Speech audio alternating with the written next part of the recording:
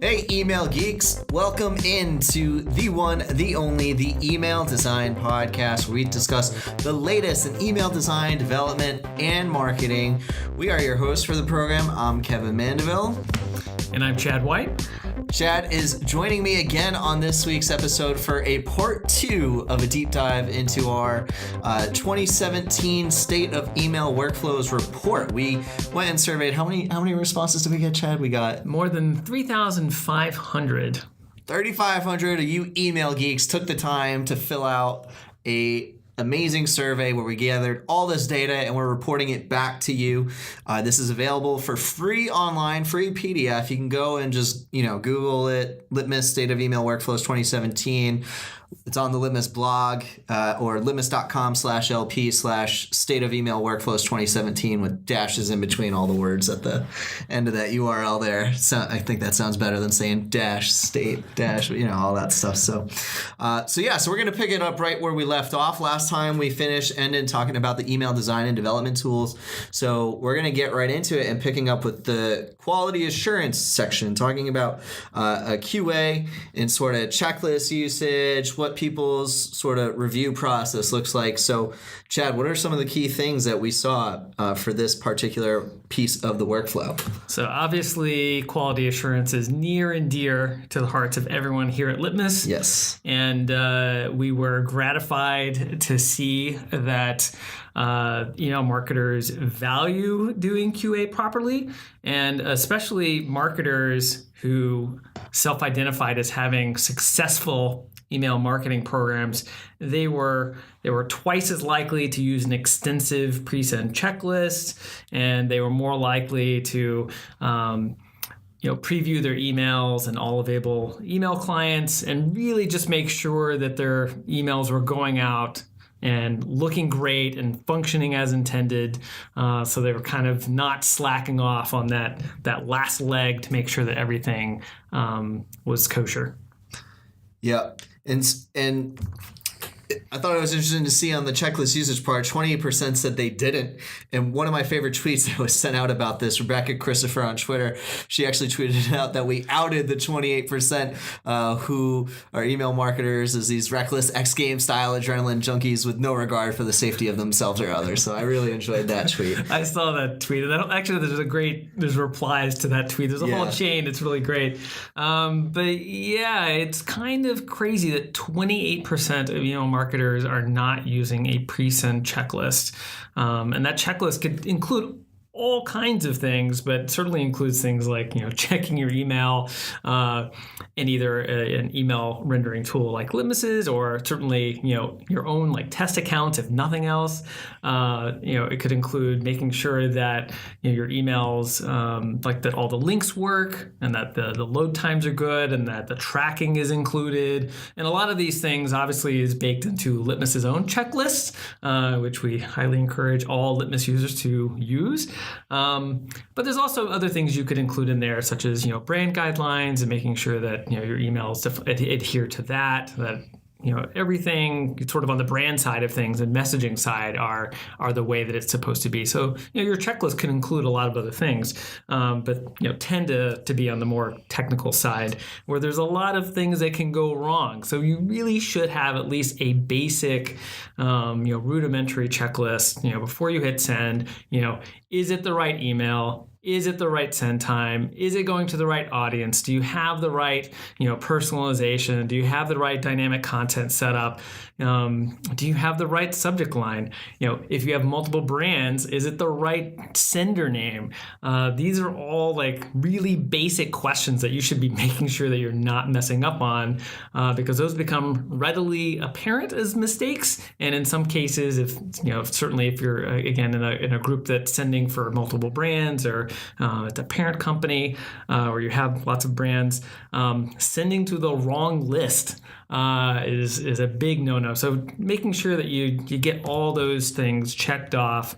It seems, like what are the chances of that happening? But I've been following email marketers for a very long time. I've tracked, over 100 of the top online retailers for many, many, many years. And, it wasn't terribly uncommon to see, wrong subject lines, wrong lists, sent to, and obviously tons of rendering errors. So these things happen to very smart people. A checklist helps ensure that it doesn't happen to you. Very good point. Yeah, so it's interesting to see about like 50% use a short one, 25% use a, really extensive one, and then the other quarter don't really do anything. And even in talking to users and doing user interviews, some people have ridiculous checklists, like really extensive, thorough ones. They need to.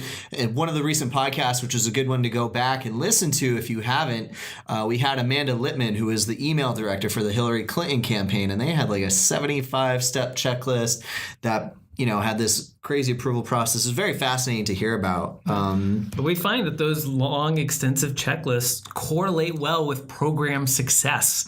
So, it seems maybe excessive, but these are the things you need to do. Email marketing is complicated. A checklist helps you make sure that you're not missing something.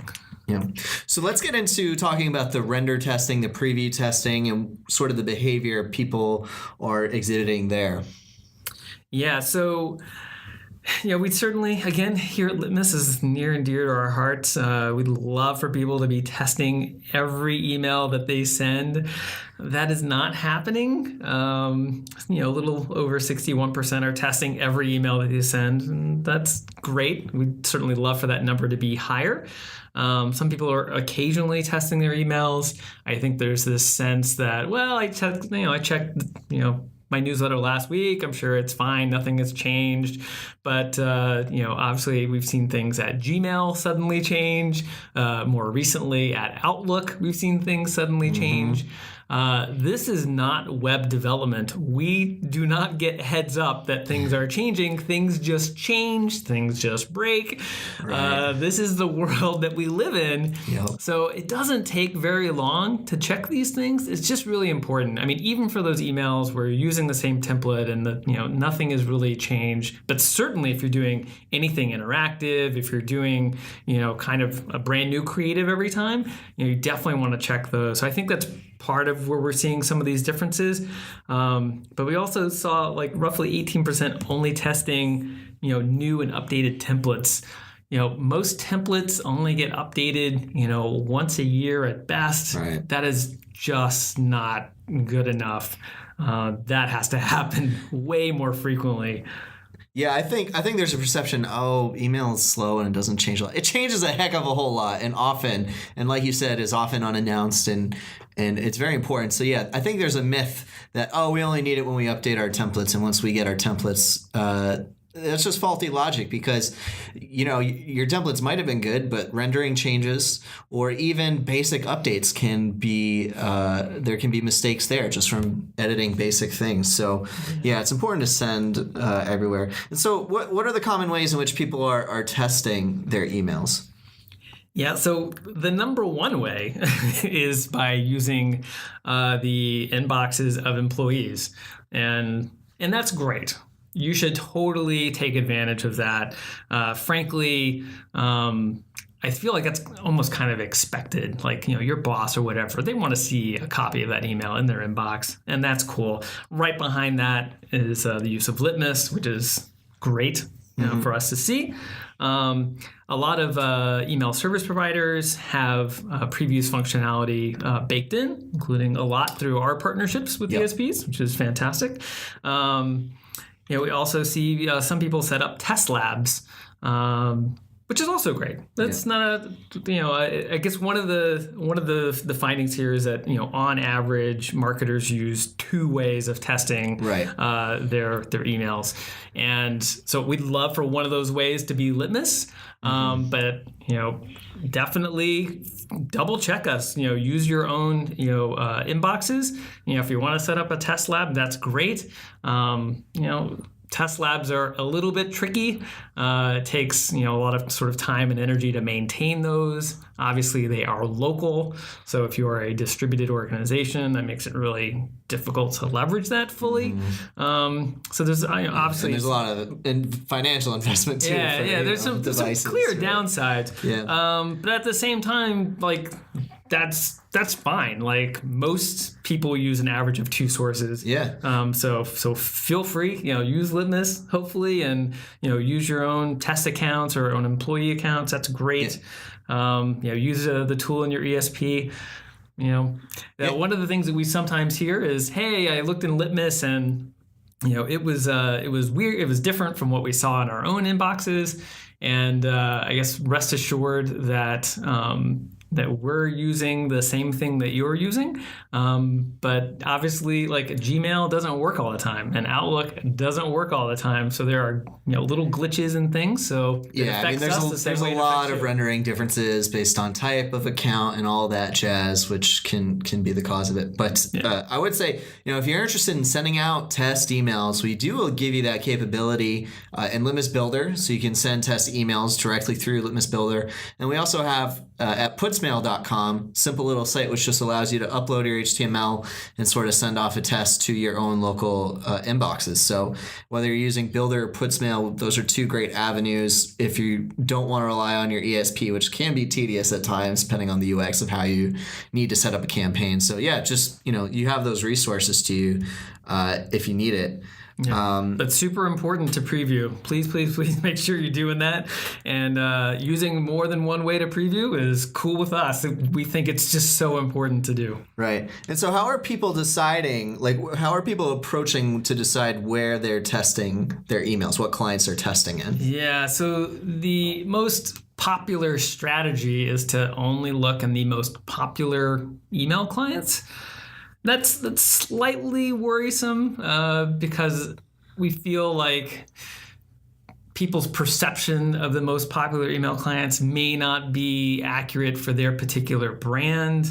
We would much more prefer that you either take a much more broad view and try to look good kind of everywhere, or use something like email analytics and find out where your audience is opening your emails. That way for sure which clients to look in. So we have a email client market share stats that we put out, and I have to say sometimes it's slightly misleading. We have like a top 10, but we don't always show you all the richness that's sort of buried in there. So we will kind of roll up all of the Outlook market share and not break out. Outlook 2016 has this much market share, and 13 has this much, and 10 has this much, and way back to 2007, Outlook has this much market share, and the same thing with the web mail clients. A webmail client can look different depending on the browser that you're using. So I think even our own stats kind of undermine us a little bit in that we give you, all of you, a little bit of false impression that it's actually a little bit simpler than it actually is, because there are just lots of variations of the desktop installed versions, and all of the browser variations can very much affect how the webmail clients work. So so most popular is what people are doing. I would encourage you, the best possible world is to do some analysis on your audience and find out where they are opening your emails. And that allows you to really focus in on the email clients that matter for you. Yeah, it saves a ton of time in your testing workflow. If you know where you need to test, you're not going to end up wasting time in clients that don't matter and trying to support there. And it also just gives you better insight into creating, better campaigns and experiences, actual designs for where your audience is opening. So I don't understand. I mean, it's so much more important for email than the web because of the rendering discrepancies, that you need to know where your audience is opening to really deliver great experiences, in my opinion. If you don't, you try to use the stats in this report and other material that we produce on a regular basis to try to help get buy-in for this. Because if you're just doing the popular ones, that may not tell the whole story. Like us at Litmus, I mean, we have 10 to 15% mobile opens on any, given send for us because we're largely B2B. And we have a desktop app, really, like in terms of a desktop usage for our app. And so people just aren't opening on mobile as much for us. But the average is, like 50%, over 50% mobile for the global market share. So your stats may be wildly different than what the market share is. And that's why it's really important to know sort of what your audience actually is. Yeah, it's also worth pointing out that this really is complicated. I did a blog post on the Litmus blog recently where we looked at all of the factors that influence the rendering of an email, and I used some, I thought, pretty conservative math, and it came out to, every email you send has roughly 15,000 potential permutations on how that email would render. So there's a lot of complexity, and for all of you who might be coming from the web dev world, that's like JV compared to what's going on in the email development world. It's just so much more in terms of variability. I always joke when people are like the browser wars. I'm like, yeah, that was cute. The browser wars. That was real cute, guys. So let's dig into sort of the approval process for people and sort of what people's, apart from render testing and sort of checks, getting sign off from people and what that process looks like that you're seeing. Yeah, so for me, this was some of the more interesting findings. There were some really clear sort of positive and negatives in here about what you should do and what you should not do. So for instance, when we talk about the number of approvals that are necessary, if you only need one approval, that is kind of not enough. And if you need more than 3, that's too many. So that 2 to 3 range seemed to be a very clear sweet spot of what you should be aiming for. And it sort of balances providing those checks, but not becoming too cumbersome and getting too many cooks in the kitchen. So, if you're a smaller company, say under 500 employees, probably more towards that 2-person checkoff is good. And if you're a large company, probably the sweet spot for you is 3. Although in general, larger companies tend to have significantly more than 3, they're 3.5, 4 people signing off on emails, which tends to make the process too cumbersome. So very interesting. Yeah, so there's some fascinating findings here about how you can kind of organize things. Same thing on the highest level of the approver tends to get cumbersome when you have C-level people involved and even VP level people, which maybe is slightly unavoidable with smaller companies, but certainly at larger companies you should not have these people involved. Really, you should be topping out at that sort of marketing manager or marketing director type person. Unless it's some super special important email where you're launching a new product line or an acquisition or just something really momentous where everything needs to be just spot on. The other 2 factors that seem to play a big role in whether or not an approval process was either cumbersome or too lax was approval timing and the frequency of last-minute changes. So essentially on the timing, same day became a bit problematic. So the ideal seems to be sort of that 1 day before. Although it does get a little bit dicey in the data. We've heard stories of people who have like a 4-hour rule that after an email is approved, they wait at least 4 hours or at least 3 hours or what have you. And I think the main thing is to avoid that sort of it's approved, let's send it. And what we've heard is that, once you approve something, your brain starts to kind of relax a little bit. And it's sort of in that period of time that sometimes you'll realize something really obvious that you left out or didn't get checked or what have you. So having at least a little bit of time. So just don't do like an instantaneous approve and send. Give it a day, give it the 4-hour rule or what have you. Let your brain kind of percolate a little, relax, and you'll maybe come to the realization that you messed something up that you just didn't notice before in the heat of the moment. I like that rule. I think that's a pretty good rule. And I think the one thing that might be tough about a question like this is that not all emails are equal in terms of importance, right? So, I mean, just looking at our own process, for instance, at Litmus, I mean, we have some emails that are weekly emails that maybe aren't necessarily as big of a deal, much smaller audience for who they go out to, where, sure, there's like same day things and those are really moving quickly. But then we have other emails which are more important, announcements or whatnot, where there's a lot more review that goes into that. It's, a longer process, elongated review. And so, yeah, I think it is interesting to sort of look at it from that front. But I like that. Give it a 4-hour rule. Let things settle so you just kind of have extra eyes on it and give you time for those last minute changes. That's a good point. I mean, all emails are not the same. Right. And so you might have a slightly different process for certain kinds of emails. And the last thing there about approvals is the frequency of last minute changes. And here, I got to tell you, I was actually really surprised. I thought we would see last minute changes as being kind of a pretty rare occurrence. And I don't know, for better or worse, having last minute changes like sometimes is kind of the average. So you might, complain or be frustrated by the fact that at your company, you get these last minute changes on a pretty regular basis. But apparently that's kind of par for the course. And based on our analysis, they didn't really seem to make a difference between whether or not an approval process was cumbersome or too lax or what have you. It's only when you have you're always having last minute changes. That's when you really kind of tip over and the process becomes cumbersome and, you're kind of always expecting, there to be changes. I think setting that expectation, it kind of is counterproductive to having an approval process at all if it's always going to be open to lots of last minute changes.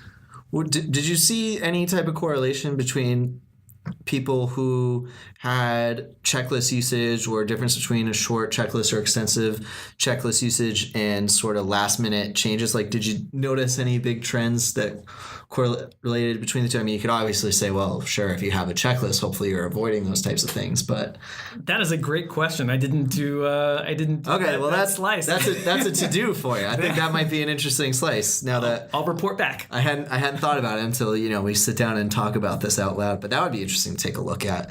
I thought this was interesting, though. Some of the stats on the rigorousness and the perception of people on how well they're doing and how it related to whether they felt they had a lax or rigorous approval process. Yeah. So we had roughly 21% say that their process was too burdensome, and about 16% say it was too lax. So a good chunk, almost 2/3 were, they said it was appropriate as it was. And this was sort of our anchor question. So we used, how people answered this question to try to figure out the factors that led to a process becoming too lax or too burdensome. But again, some very clear things that you can do in terms of organizing your approval process. And I did write a more in-depth blog post on the Litmus blog about this that kind of gives you even more details than I've shared now. But this is kind of a clear to do. These things seemed actually pretty actionable things that you can do to kind of change how you do approvals. So let's talk about email platforms. I think this was coming into email. I think this has always been one of the surprising things if you took an outsider's view, you'd be like, I wouldn't have expected that. Obviously, being in the industry now longer, you sort of expect it to be the case. But I've always been just surprised by the amount of people who have multiple platforms that they're trying to manage to send all their email. So, what's it look like today? And, what are the sort of the trends have looked like over the past year? Did they change much? I mean, what's it looking like in terms of the number of platforms people are using? Yeah, so last time we did this survey, it was pretty evenly split between those who were using one email service provider, one email platform, and using two or more. And we sort of capped it at 4 is where we asked up to. And this year it's a little bit less balanced. We have more marketers using just one email service provider. And I think that the trend that we're seeing completely mirrors what we're seeing in the marketplace.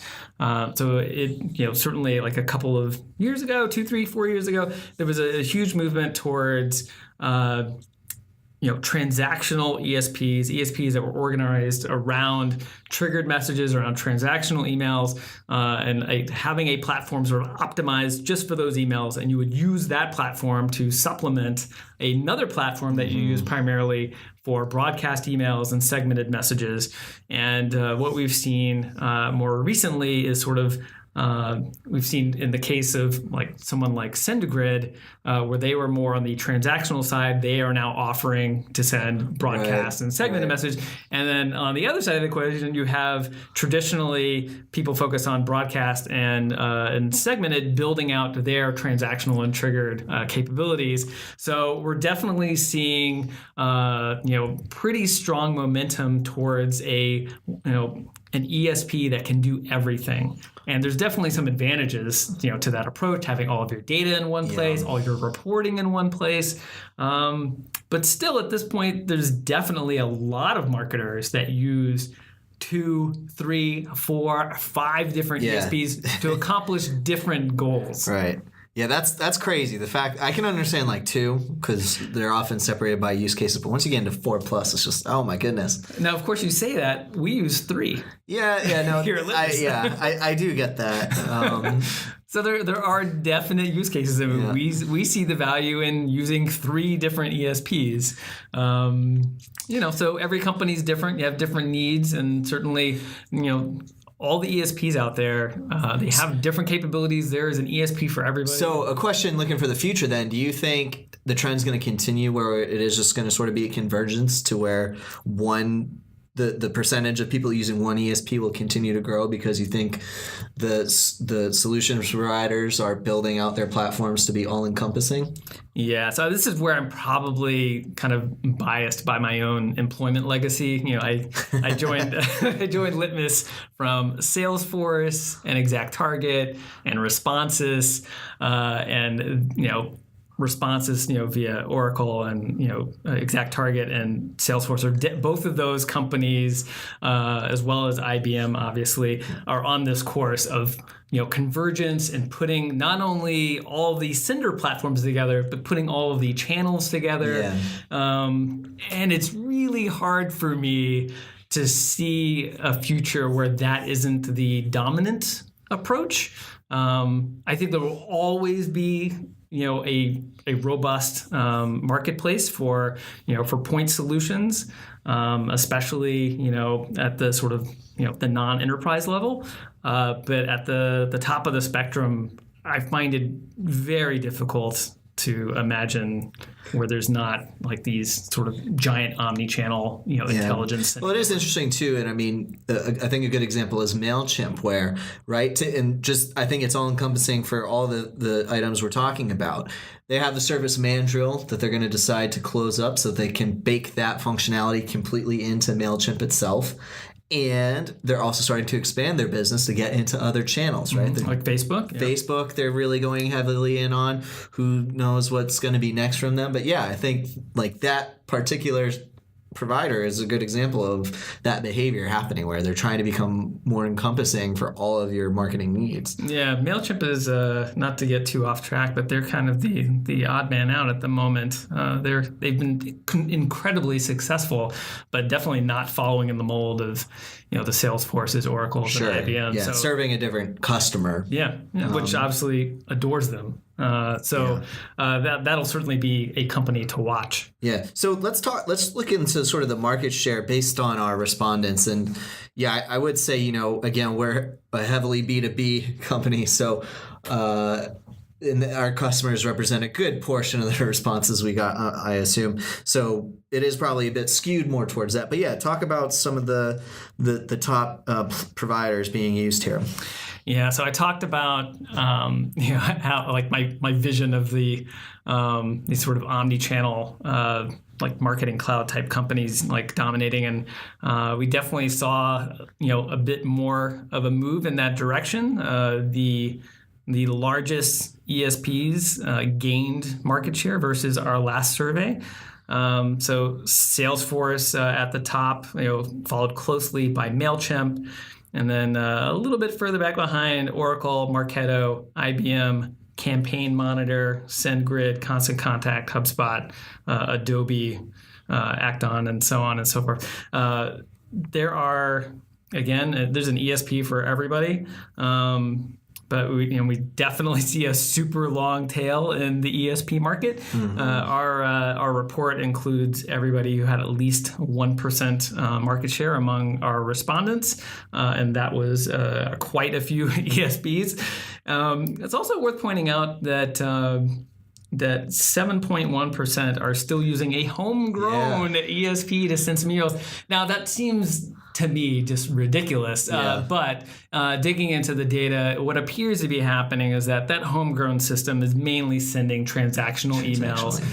So in many ways, order confirmations, like I imagine that they're sending pretty simple emails. But it's also worth pointing out that number is falling, and I think that's a good thing to see. Yeah, it's a good thing. It's not the ideal solution, right? No.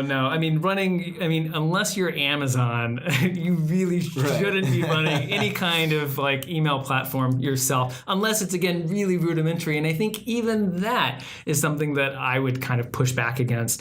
The costs. In the marketplace, the functionality that's available to you makes it pretty attractive to have a legit external ESP sending your email. And frankly, I'm assuming that homegrown market share is going to persist for a while simply because of inertia and the the pain that it takes to move those emails off of those systems. Cost of I think a lot of them are simply just continuing to do what they've been doing for a long time, even though it's not optimal and is probably costing them a bit of money because they don't want to take the additional time to migrate it. But certainly, if you are starting out in some way, I would not create any homegrown platform. Also to reference Amanda Litman, Hillary Clinton's former email director podcast about them having to create basically their own homegrown in-house ESP in 4 hours because they had a really important email they needed to send, and their ESP was having issues sending that day. And a campaign waits for nobody, right? You're on a campaign cycle, so this is where having maybe two ESPs is a good thing. That is true. You diversify, you avoid risks that way, and running into those issues. So the final section of the report here talks about sort of interventions and apology emails and halted sends. So what were some of the key findings of this section? So I think the main message that I would convey to everyone is that there is no shame in halting an email send. There is no shame in sending a correction or an apology email. These things are rare and should not be so rare. So last time around, we were perplexed by the data that we saw. It didn't appear. What happened was that we were looking at the people who weren't halting any emails, and they weren't sending any apologies, and we said, hey, these guys are doing something right. They're not making any mistakes. Let's dig in and learn more about these companies and what they look like, how they're set up, what does their process look like. And generally, across the board, what we found is that marketers who aren't halting any emails and are not sending any apology emails or correction emails, they were less sophisticated, had less rigorous approval processes.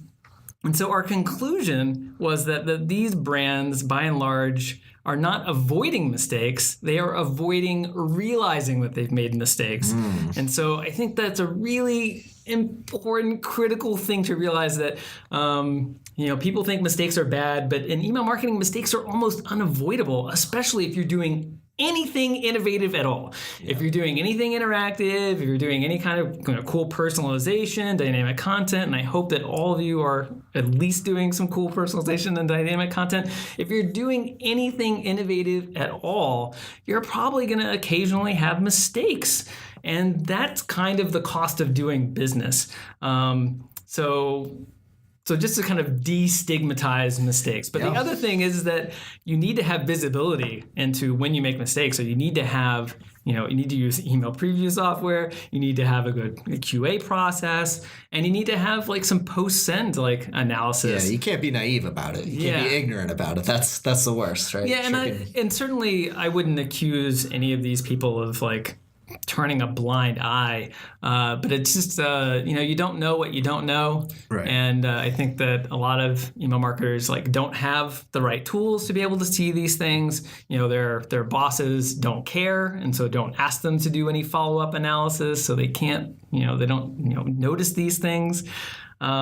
So please don't be ashamed of these things, and to do yourself a favor and try to get as good a visibility as you can into these things. Certainly Litmus, we've had our fair share of broken emails.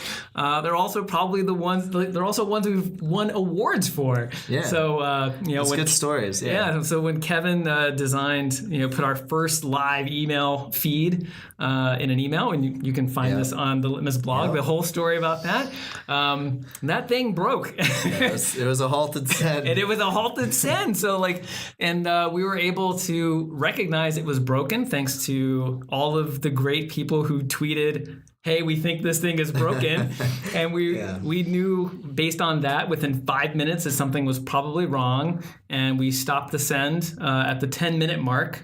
And so I think only like 32,000 went out, which was great. Email is not instantaneous. So if you can realize a mistake pretty early, you can stop it. And in this case, we were able to fix it, resume the send, and then resend to the people who got it went over well. Yeah, I like you say it's the cost of doing business. If you're not sending an email that could go terribly wrong somehow, and at least in terms of the design side, I won't speak to right audience list and whatnot. But if you're not doing that, then you're not pushing the boundaries enough. So I like that approach. Yeah. No mistakes should be a red flag. That's a red flag that you're not pushing hard enough. Yeah, got to be a little uncomfortable. Welcome to email. It's a crazy world. So what were some of the stats behind halted sends? So we saw that 43% were not ever halting in emails over the past 12 months. And I would put a little bit of an asterisk beside that, because smaller senders, senders with small lists, honestly may not have the opportunity to stop a send, right?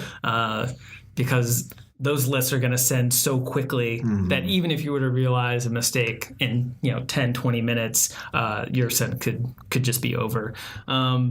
So we're with that caveat, but we see that actually people are. There's a good 57% that are have halted at least one send in the last 12 months, and that's kind of good to see. That means that people are keeping one hand on the steering wheel after they've hit send. That's good to see. Your job is not done when you hit send. You need to monitor that send and make sure that there isn't a problem with your ESP, to make sure that you're not seeing anything really funny that might indicate that it's broken or not functioning properly. We certainly, from experience, would advocate that you monitor social media chatter to see if your audience is telling you something via that avenue, which is nice because Twitter and Facebook, they're very fast. Yeah. Or we at Litmus, we have the pleasure of having Email Geeks Slack for us now, so we get real-time, instantaneous updates when something goes wrong. And that's great, and that real-time intelligence can allow you to halt the send. So that's actually really, really good to see.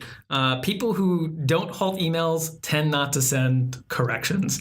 And again, that I think speaks to this issue of visibility.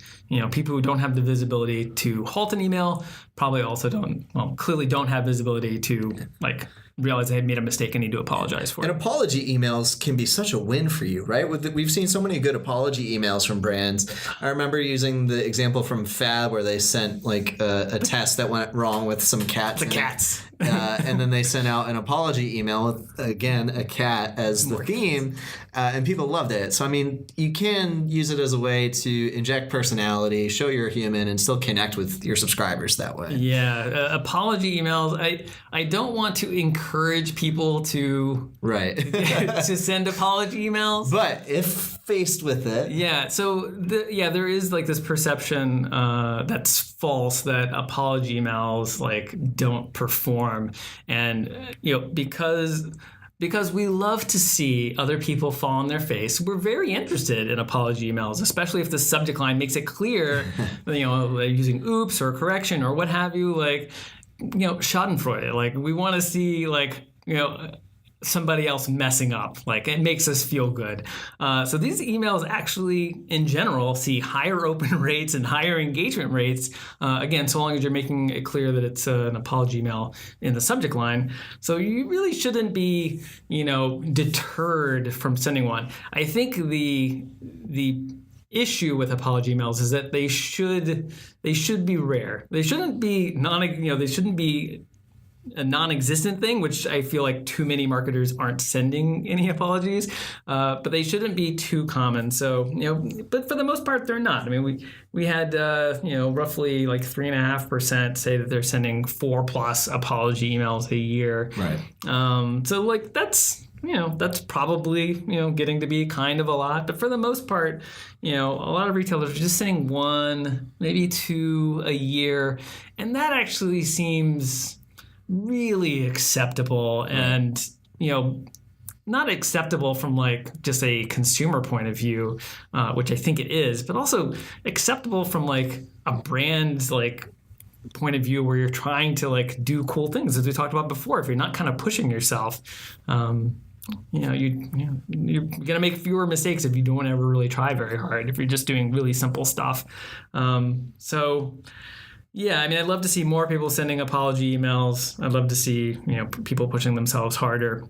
And I'd certainly love to see employers not stigmatizing mistakes. Mistakes happen. Email marketing is crazy. It is fast.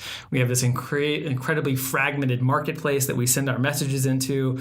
And all the stuff happening on the data side of things, like mistakes just happen, and you don't want to see a pattern of mistakes, but the occasional mistake, again, cost of doing business. Yeah. And so I thought it was interesting looking at the reasons people said that apologies were sent.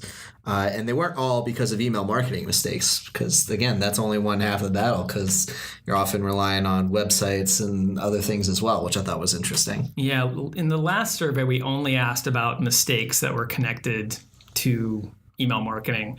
And so this time we wanted to kind of expand and ask whether or not, mistakes were made because of websites or PR. I'll tell you that my experience historically has been slightly counter to what this data shows.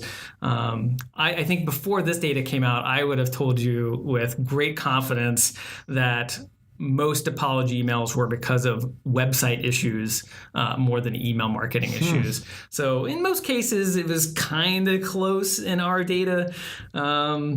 It's still slightly surprising to me because just based on my observations, I've seen a ton of apologies, especially around I guess because I've been following, retail for so long, hardly a holiday season goes by where there's not serious... A lot of performance issues. Issues. A lot of scale issues.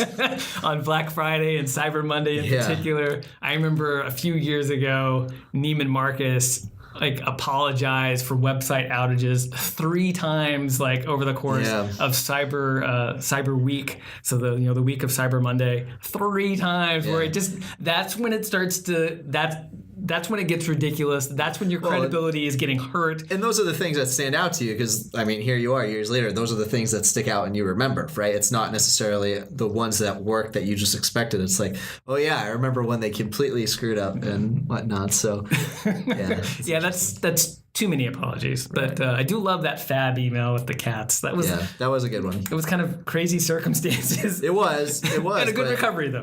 Great recovery. I mean, it can make or break you. So, well, this report, fantastic. This concludes our 2-part podcast on it. I had so much fun diving into this, Chad. This was great. Thanks for having me. I can't wait till next year's data comes out, see all the trends. I mean, that's what's really cool. It's just the second year. Being able to see the changes over time, I think, is going to be the really next cool thing about looking at all of this.